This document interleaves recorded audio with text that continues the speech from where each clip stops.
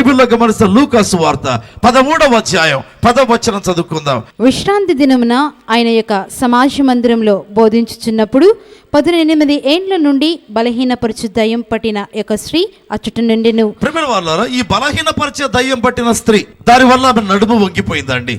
అంటే దయ్యం ఏం చేస్తుంది?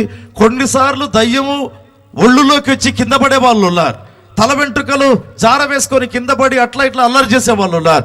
కొంతమందికి దయ్యం ఏమీ చేయదు, అంటే మేనిఫెస్టేషన్ ఏమి ఉండదు, ఒక జబ్బు తెచ్చిపెట్టుంటుందండి. ఈ దయ్యం ఏం చేసిందంట? ఆమె వెన్నెముకను బలహీనం చేసింది. అందుకే నడుము వంగిపోయి ఎంత మాత్రము కూడా నిలబడలేకుండా ఉంది. ప్రియమైన వాళ్ళ అనేక మంది జీవితాలలో దయ్యపు చేష్టలను గమనించలేరండి. ఒకరోజు నేను కడప నుంచి ఎక్కడికి వెళుతుంటే ఏదో ఒక చోట నిలబడ్డాను. అంతలో ఒక సిస్టర్ వచ్చారు. అయ్యగారు, మీరు ప్రసన్న కుమార్ గారా? అవునమ్మా. ఒక్కసారి ఇంట్లోకి వచ్చి ప్రార్థన చేస్తారా? ఏమ్మా, ప్లీజ్ రండి అయ్య గారు. సరే, లోపలికి వెళితే ఆమె చెప్పింది, తనకి ఛాతీ భాగంలో కణితి ఉందండి. సుమారైన పరిమాణంలో, ఒక ఉసిరిగా కాయ కంటే మించిన పరిమాణంలో కణితి ఉంది.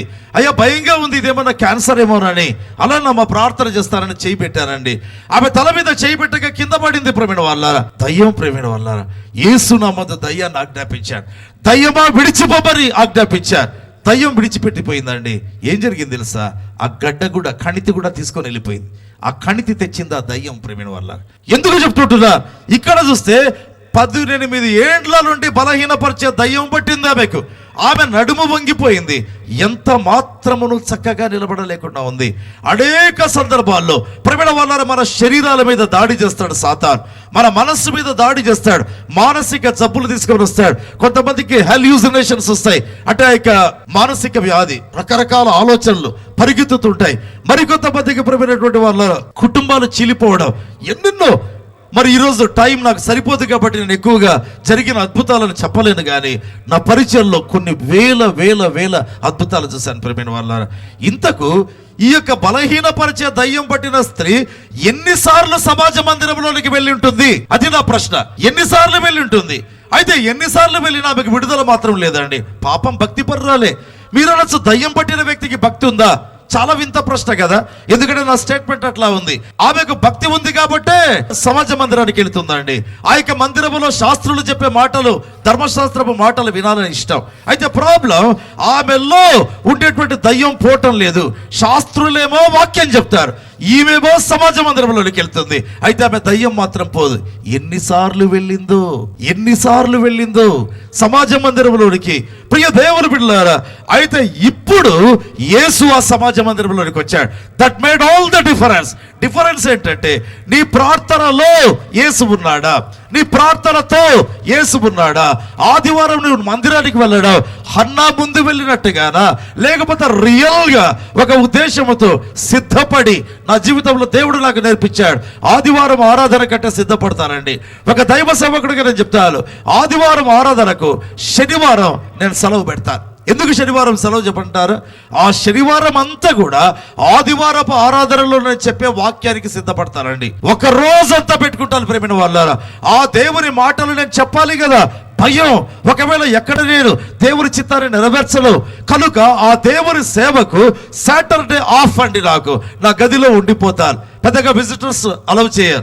దేవుని సముఖములో గడపడం ప్రారంభిస్తాను. ప్రియమైన వాళ్ళారా, ఆ యొక్క చర్చ్ వేల సంఖ్యలోకి వృద్ధి అవుతా ఉందండి. Today I want to tell you one thing. నీ జీవితంలో దేవుని మందిరానికి వెళుతున్నావా? ఎలా వెళుతుంటున్నావు? లేకపోతే దేవునికి ప్రార్థన చేస్తున్నావా? ఎలా ప్రార్థన చేస్తున్నావు? నిజముగా ప్రార్థన చేస్తున్నావా? మామూలుగా ప్రార్థన చేస్తున్నావా? ఒక వ్యక్తి ఎప్పుడు కన్నీరు గారుస్తాడంటే, ఎప్పుడైతే బాధ ఎక్కువైతుందో, ఎప్పుడైతే దుఃఖం ఎక్కువైతుందో, ఎప్పుడైతే వేదన ఎక్కువైతుందో, ప్రియమైన వాళ్ళారా, అప్పుడు ప్రార్థన చేస్తారు. అది నిజమైన ప్రార్థన. చూడండి, మార్కు సువార్త 3వ అధ్యాయం 1 నుంచి మనం చదువుకుందాం. సమాజ మందిరంలో ఆయన మరలా ప్రవేశింపగా అక్కడ ఊచి చేయగలవాడు ఒకడుండెను. చూడండి, బైబిల్లో నేను ఎప్పుడు చెప్తాను, ప్రతి పదానికి ఒక మెసేజ్ ఉంటుందండి. ప్రతి పదానికి. సమాజ మందిరంలోనికి యేసుక్రీస్తు మరలా ప్రవేశించాడు. ఈ విజిట్లో అంట దేవుని వాక్యంలో రాయబడింది, ఇంకొక ఊచ చేయగలిగిన వాడు ఉన్నాడు. పోలియో వ్యాధి ఉండేవాడు. అంటే ముందు విజిట్ లో లేడు వీడు. ముందు యేసు ప్రభు వచ్చినప్పుడు ఈ పోలియో వ్యాధి ఉండేవాడు లేడు. అక్కడ మరలా వెళ్ళినప్పుడు ఆ పోలియో వ్యాధి గలవాడు వచ్చాడు. ఒకవేళ అదే ఫస్ట్ విజిట్ ఏమో అద్భుతం పొందాడండి. ఏంటి కారణం? హన్నా అనేక సార్లు వెళ్ళింది, అయితే అద్భుతాన్ని వెంటనే పొందాల. అయితే ఇక పోలియో ఊచకాలు ఊచ చేయగలిగిన వాడు వెళ్ళాడు, ఫస్ట్ అటెంప్ట్ లోనే పొందాడు. కారణం ఎన్ని అటెంప్ట్స్ కాదు ముఖ్యం, యేసు నీతో ఉన్నాడా లేదా అనేది ముఖ్యం. యేసు నీలో ఉన్నాడా లేదా అనేది ముఖ్యం. ప్రియమైన దేవుని బిడ్డలారా, ప్రభు ఈరోజు మనతో మాట్లాడుతుంటున్నాడు. నీ జీవితంలో ప్రతి ప్రార్థన మీనింగ్ఫుల్ చేయండి. నీ జీవితంలో ప్రతి ప్రార్థన నిజముగా చేయండి. దేవుడు జవాబులు ఇచ్చే దేవుడు అండి. హల్లెలూయా. దేవుడు ఎవరు ప్రియమైన వాళ్ళారా? జవాబులు ఇచ్చేటువంటి దేవుడు అండి. మన దేవుడు ప్రార్థనలను ఆలకించేటువంటి దేవుడు. ఎప్పుడైతే నీవు ఆ యొక్క వేదనతో, ఆ భారముతో, ఆ దుఃఖముతో యేసయ్య దగ్గరికి వెళ్ళి కన్నీరు కార్చడం ప్రారంభిస్తావు, ప్రియమైన వాళ్ళారా, పాట ఉంది కదా, పగిలిన హృదయంతో పాడినా, విరిగిన మనసుతో వేడినా, పగిలిన హృదయంతో పాడినా, విరిగిన మనసుతో వేడినా, వింటాడు దేవుడు ఆ ప్రార్థన, కైకొంటాడు నీ సమర్పణ. పగిలిన హృదయంతో పాడినా, విరిగిన మనసుతో వేడినా, వింటాడు దేవుడు ఆ ప్రార్థన, కైకొంటాడు నీ సమర్పణ. హల్లెలూయా. నా జీవితంలో దేవుడు సంచలనాత్మకమైన అద్భుతాలు చేశారండి. ఆయన సన్నిధానంలో ఒంటరిగా నేను పోయి కూర్చుంటా. Everyday I make it to go and SIT in his presence. ఏంటంటే అది నా జీవితంలో అనుదిన ఆహారం అండి. అది నా యొక్క సేవకు, నా ఆత్మీయ జీవితానికి ఆక్సిజన్. ప్రేమైన వాళ్ళారా, దేవుని సముఖంలో గడిపేటువంటి అనుభవం. దేవునికి స్తోత్రాలు కలుగును గాక. మొదటి సమయంలో 1:10 మనం చూస్తున్నాం కదా. ఆ యొక్క హన్నా లేచి షిలోహులో దేవుని మందిరంలోనికి వెళ్ళి ఏం చేసిందంట? కన్నీరు కార్చుచు. ప్రియమైన వాళ్ళారా, ప్రార్థన కంటే ముందు కన్నీరు వస్తా ఉంది. అంటే voice forth your feelings in the presence of the lord. ప్రభు దగ్గర నీ బాధ, నీ వేదన కనపరచడం దేవుని చిత్తం. ప్రియమైన వాళ్ళారా, ఎప్పుడైతే దేవుని బిడ్డలు కన్నీరు కారుస్తారో, దేవునికి స్తోత్రం కలుగును గాక, కనివిని ఎరగని అద్భుతాలు జరుగుతాయండి. దేవుని యొక్క వాక్యంలో మనం గమనిస్తే కీర్తనల గ్రంథం 56వ కీర్తన 8వ వచనాన్ని మనం చదువుకుందాం. నా సంచారములను నీవు లెక్కించినావు, నా కన్నీళ్లు నీ బిడ్డలో నుంచబడి ఉన్నవి, అవి నీ కవిలలో కనబడును కదా. చూడండి, ఆ యొక్క కీర్తనకారుడు అంటున్నాడు, నా కన్నీళ్లను దేవుడు ఏం చేస్తాడు? ఒక బుడ్డిలో ఉంచుతుంటున్నాడట. నీవు ఇక్కడ కార్చే కన్నీరు పరలోకంలో ఒక బాటిల్లోకి వెళ్ళిపోతుందండి. హల్లెలూయా. రెండవదిగా దేవుని వాక్యం చెప్తుంది, అవి నీ కవిలలో కనపడును కదా. కవిల అంటే కింద ఉంటుంది పుస్తకం అని. కవిల అంటే అర్థం పుస్తకం అండి. దేవుని దగ్గర ఒక పుస్తకం ఉందంట. ఆ పుస్తకం ఏంటంట? నీ యొక్క కన్నీరు రికార్డ్ అవుతుంది. ప్రియమైన వాళ్ళారా, ఏం జరుగుతుంది? రికార్డ్ అవుతుంది. వర్షం కురిసింది అనుకోండి, నెక్స్ట్ డే టీవీలో వస్తుంది. ఏమని వస్తుంది? 4 సెంటీమీటర్ల వర్షం, 2 సెంటీమీటర్ల వర్షం, 8 సెంటీమీటర్ల వర్షం. ప్రియమైన వాళ్ళారా, ఇన్ ద సేమ్ వే దేవుని బిడ్డలు దేవుని దగ్గరికి దుఃఖముతో, వేదనతో, కన్నీటితో ప్రార్థన చేస్తే దేవుని వాక్యంలో రాయబడింది, పరలోకంలో ఒక పుస్తకం, ఆ పుస్తకంలో అది రికార్డ్ అయిపోతుందండి. నా కుమారుడు ప్రసన్న కుమార్ కన్నీరు గారుస్తుంటున్నాడు. Attend immediately. నా కుమార్తె ఇదిగో సలోమి కన్నీరు గారుస్తుంది. Attend immediately. దేవుడు తన దూతలకు చెప్పడం ప్రారంభిస్తాడు. ప్రియమైన వాళ్ళారా, దేవుని యొక్క వాక్యంలో గమనిస్తే మన ప్రియ ప్రభు యేసుక్రీస్తును చూద్దాం. హెబ్రీయులకు రాసిన పత్రిక 5వ అధ్యాయం 7వ వచనం అండి. శరీరధారి అయి ఉన్న దినములలో మహారోదనతోనూ కన్నీళ్లతోనూ తన్ను మరణం నుండి రక్షింపగలవానికి ప్రార్థనలు యాచనలను సమర్పించి. ఎవరంట? యేసు ప్రభు కన్నీళ్లతో ప్రార్థన చేశాడు కాబట్టి ఆయన అంగీకరించబడ్డాడు. మహారోదనముతో ప్రార్థన చేసేవాడు.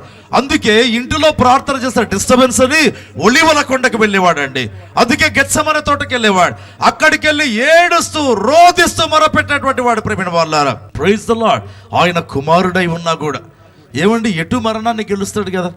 ఆల్రెడీ ఎప్పుడో రాయబడింది, ఆయన మరణపు ముళ్ళను విరిచేస్తాడని, మరణము గెలిచి లేస్తాడని ఎప్పుడో రాయబడింది ప్రవక్తల గ్రంథాల్లో.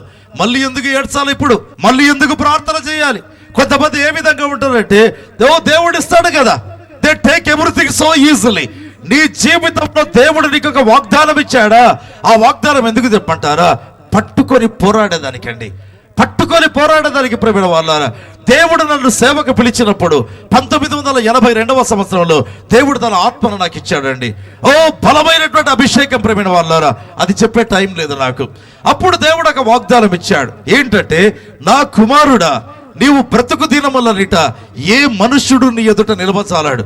There shall not be any man to stand before you all the days of your life. నీ జీవితం అంతటిలో కూడా ఒక్కరోజు కూడా ఒక మనిషినికి ఎదురుగా నిలబడలేడు. ఎంత గొప్ప దీవెనండి, ఎంత గొప్ప వాగ్దానం ప్రేమైన వాళ్ళారా, ఇక వర్ణించలేనండి. అయితే వాగ్దానం ఎంత గొప్పదంటే ప్రతిరోజు పోరాటాలే అండి. ఎందుకంటే యుద్ధానికి వస్తారు, ఎదురుగా నిలబడలేక పడిపోతారు. కొట్టాలని వచ్చారండి కడపలో నన్ను ప్రేమైన వాళ్ళారా, పబ్లిక్ గా ఛాలెంజ్ చేశారు. ఇదిగో పలాని చోట కడపలో జిల్లా పరిషత్ అనేటువంటి ఆఫీస్ ఉందండి, దాని వెనక ఒక బ్రిడ్జ్ ఉంది ప్రేమైన వాళ్ళారా. ఆ బ్రిడ్జ్ దగ్గరికి నీకు ఎంత బలం ఉందో, ఎంతమందిని పిలుచుకొని వస్తావో పిలుచుకోనరా, నీ అంతు తెలుస్తామన్నారు. నేను అప్పుడు ఉద్యోగం చేస్తా ఉండినాను, సెలవు పెట్టాను, ఇంటికి వెళ్ళిపోయాను. ఐ వాస్ క్రైయింగ్, ఏడుస్తా ఉన్నాను అంతే. ఏంటి ప్రభువా, నేనేం చేయాలి, నేనేం తప్పు చేయలేదే, ఎందుకు ఈ యొక్క ప్రజలు ఈ విధంగా వేధిస్తూ ఉంటున్నారు. ప్రవీణ వాళ్ళారా, లైక్ దాట్ ఒక 20 minutes కళ్ళలో కారుతుంది, ముక్కులో కారుతుందండి, అంతా ఏడుస్తూ ఉంటున్నారు. ఆ టైంలో నా ఎదుట ప్రభు కనిపించాడు. పెద్ద స్టోరీ అండి, అయితే టైం అయిపోయింది కాబట్టి నేను చెప్పడం లేదు. దర్శనంలో యేసు ప్రభు సముద్రానికి ఆవల ఉన్నాడు. ఆ దర్శనంలో దోణిలో నేనున్నాను. ఆ యొక్క తుఫాను చెలరేగింది, ఆ దోణి అల్లకల్లోలమైతా ఉంది. ఆ బోట్ కింద పడేటువంటి టైం, కేకలేస్తుంటున్నాను, ఆ దర్శనంలో లేడు. యేసయ్యా నన్ను రక్షించు. అప్పుడు ప్రభు నడుచుకుంటూ వచ్చాడు, నీళ్ళ మీద దోణిలోకి వచ్చాడు, నాకు ఎదురుగా కూర్చున్నాడు. ఆ దర్శనంలో అందమైన రూపం అండి యేసు ప్రభుది, అది చెప్పకుండా ఉండలేను నేను. ఊహించలేని అందం ప్రేమైన వాళ్ళ, ఆ తేజస్సు, ఆ అందం, ఆ స్వచ్ఛత వర్ణించలేం.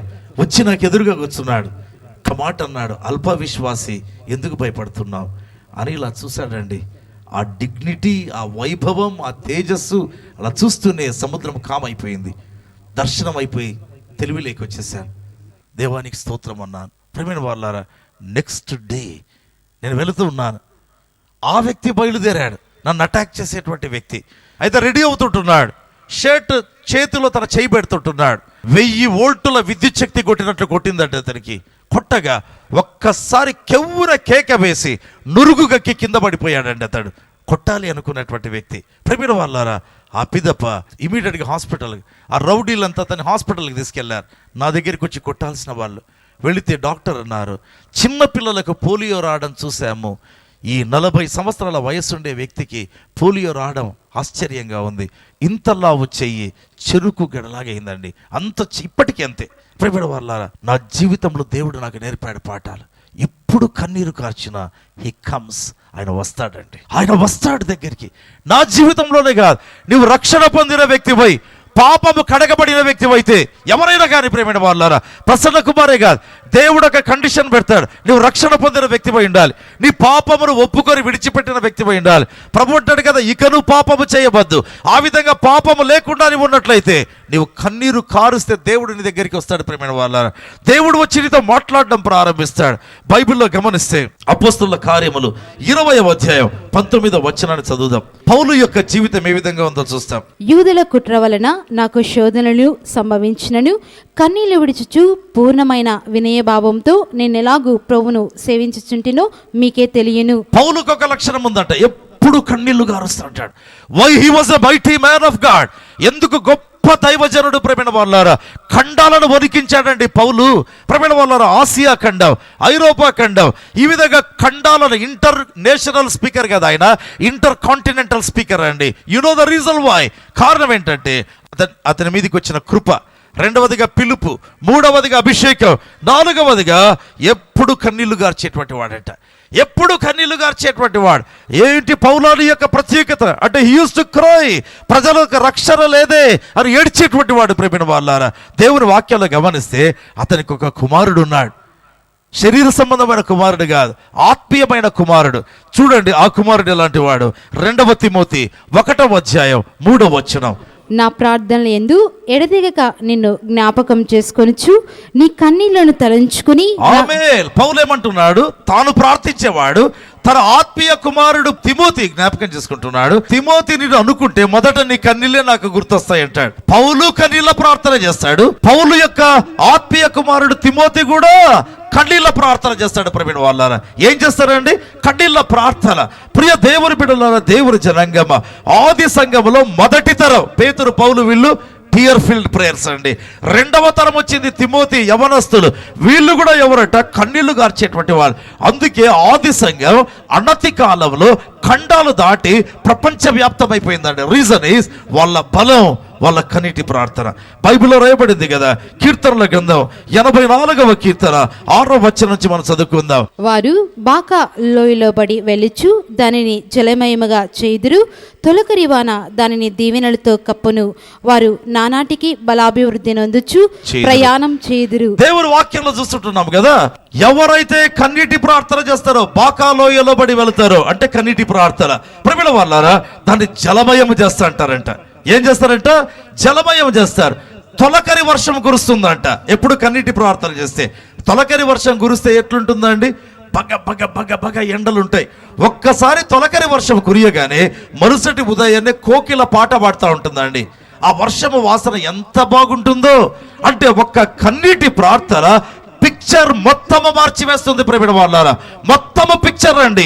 నీ ఇంటిలో కష్టమా, నష్టమా, ఆర్థిక ఇబ్బందుల, జయించలేనటువంటి సమస్యల, నీ కుమారుడు దారి తప్పిట్టున్నాడా, ఒకవేళ సంతానము కలగలేనటువంటి పరిస్థితుల, ప్రేమిడ వాళ్ళారా ఒక్క కన్నీటి ప్రార్థన changes the whole situation for the glory of God. బైబిల్లో రాయబడింది, వారిలో ప్రతివాడు సియోనులో కనపడను. చప్పట్లు కొడతారా? ఎంత మాట అండి ఈ మాట! కన్నీటి ప్రార్థన చేసే వాళ్ళట వారిలో ప్రతివాడు సియోనులో కనిపిస్తాడు. ఇంకా ఆ వ్యక్తి సియోనులో కనపడకుండా మిస్ అయ్యేదానికి లేదు. ప్రేమ వాళ్ళారా ఎవరట? కన్నీటి ప్రార్థన చేసేటువంటి వారు. దేవునికి స్తోత్రాలు కలుగునుగాక. యెషయా గ్రంథం 38వ అధ్యాయం 5వ వచనంలో వాక్యం ఏమని చెప్తుందో చూసి ముగిద్దాం మనం. నీవు తిరిగి హిజ్కియా వద్దకు పోయి అతనితో ఇట్లనుము, నీ పితరుడైన దావీదునకు దేవుడైన యెహోవా నీకు సెలవిచ్చినదేమనగా, నీవు కన్నీళ్లు విడుచుట చూచితిని. ఏమంటున్నాడు? దేవుడు నీవు కన్నీళ్లు విడచడం నేను చూశాను అంటున్నాడు. ఏమంటున్నాడు అండి?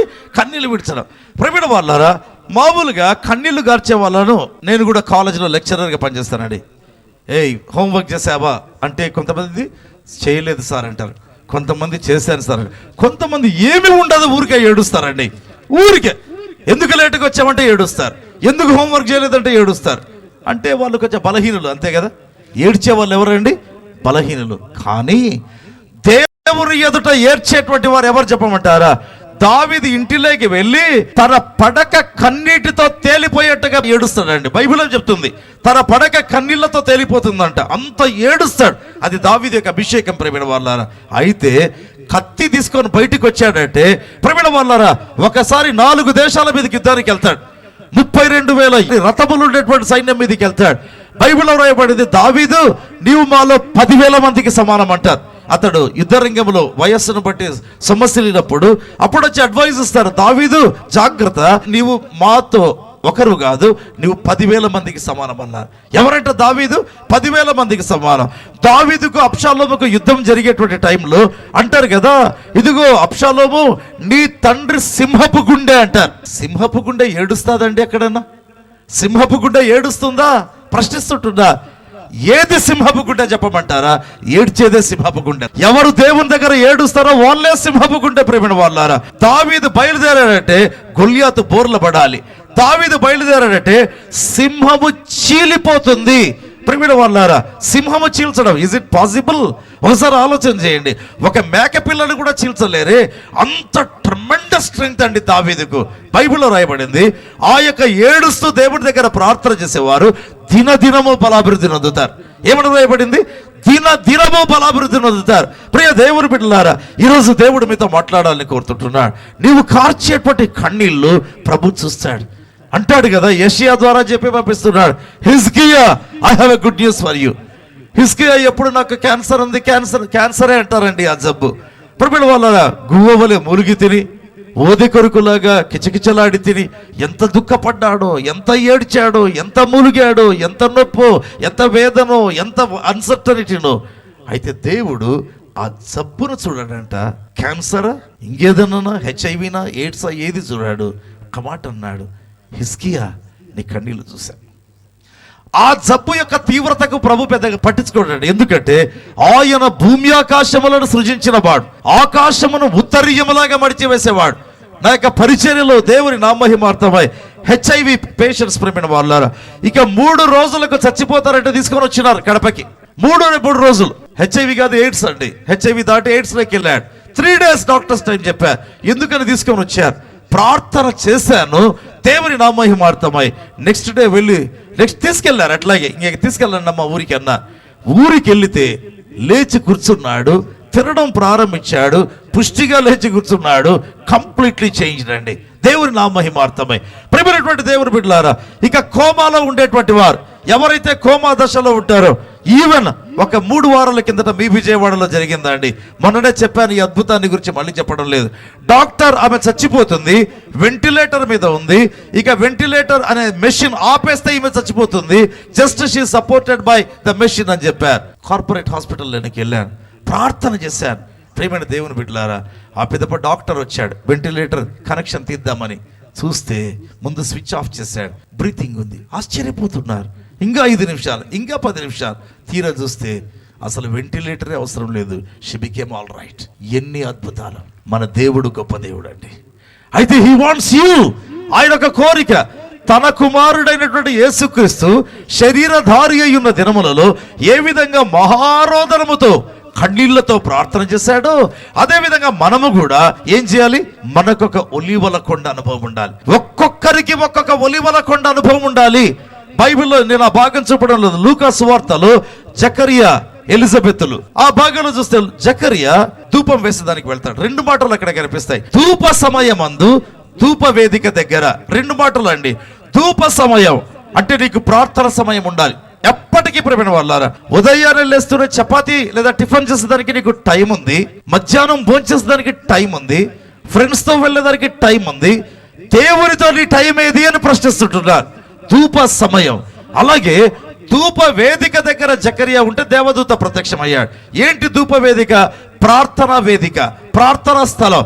నీ జీవితంలో ప్రార్థనకు ఖచ్చితంగా స్థలం ఉండాలి ప్రియమైన వాళ్ళారా. లేదా మీ మందిరంలోకి వెళ్ళండి. మీరు ఏ చర్చికి వెళ్తున్నారు అడగండి, పాస్టర్ గారు నేను ప్రార్థనలు గడపాలని కోరుతున్నాను, మా ఇంట్లో ఫెసిలిటీస్ లేవు.